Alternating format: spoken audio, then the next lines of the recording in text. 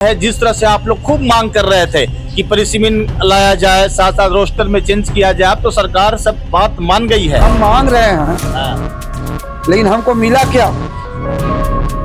हमें मिला तो फिर वही झुनझुने धरा दिया गया।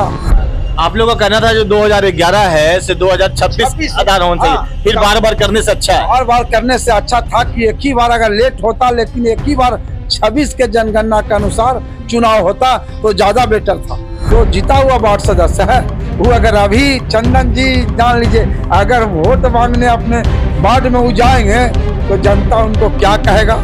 यह बताइए, क्या को अच्छा ही बताइए चंदन जी, क्या वो सरपंच और मुखिया ऐसा है कि डीएम से जाके भिड़ रहे हैं?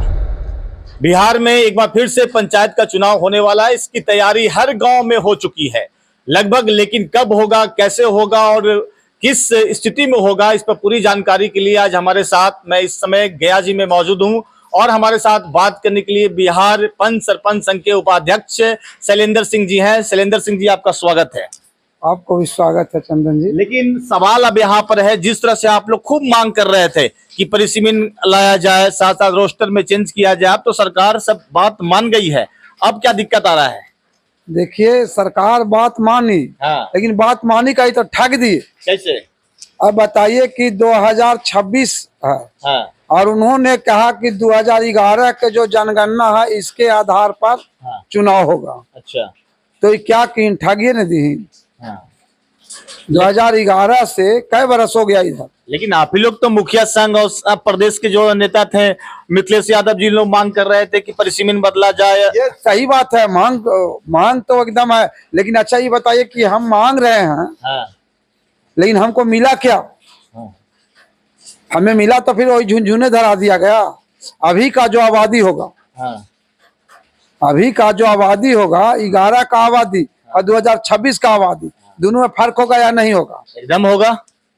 तो जब फर्क होगा तो सरकार क्या की आनंद फानन में इनको पकावल रोटी मिल गया 2011 वाला। अच्छा। इनको कोई जनगणना नहीं कराना पड़ेगा। अच्छा। ये 2011 में जो इनके पास डाटा है वो अनुसार ये चुनाव करावेंगे। और आप लोग क्या चाहते हैं कि नया में होना चाहिए? हम लोग तो चाह रहे थे कि 2026 के जो हिसाब से है यह जनगणना कराया जाए। लेकिन फिर भी अगर 2011 पर होता है शैलेंद्र जी, तो पूरे बिहार में 8,000 से 12,000 संख्या हो जाएगा पंचायत का। एकदम, इसमें कहीं दो राय नहीं है।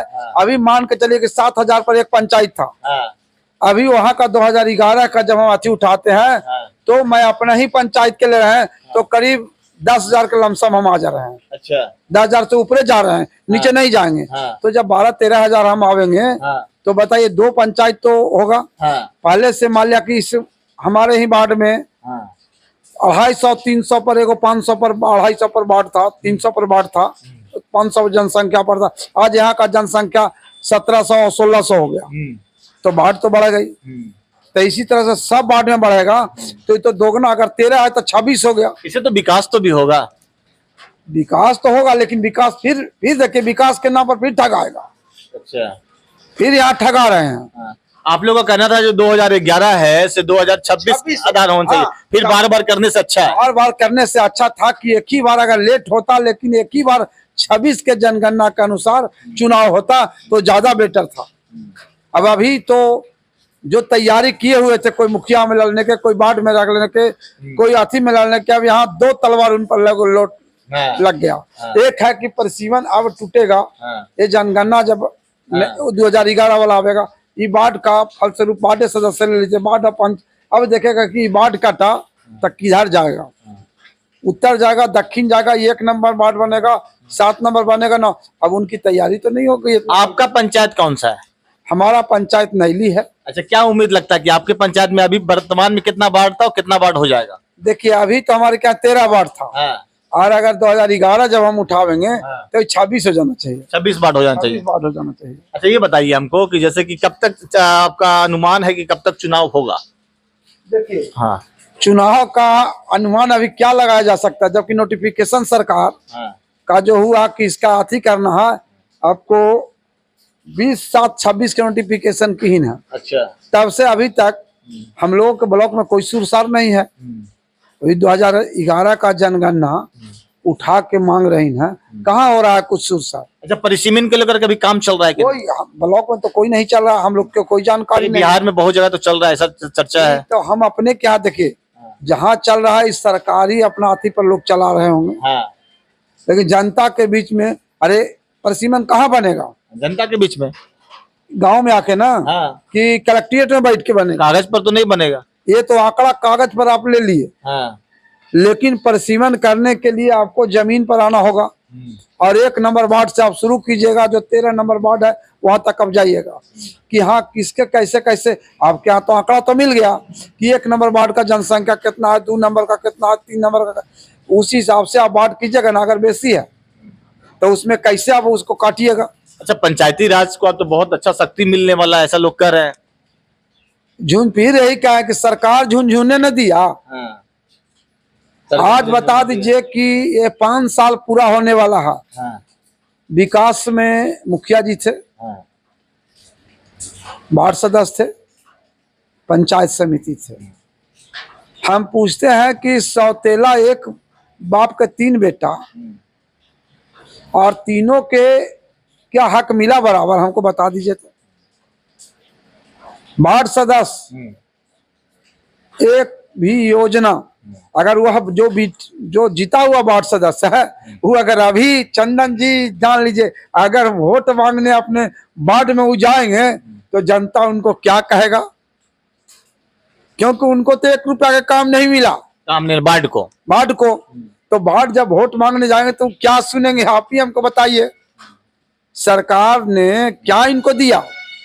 इसके पहले तो साथ में थे। अब जो नल जल को जो अति करते हैं, सब जगह ढेर जगह नलो जल खराब है,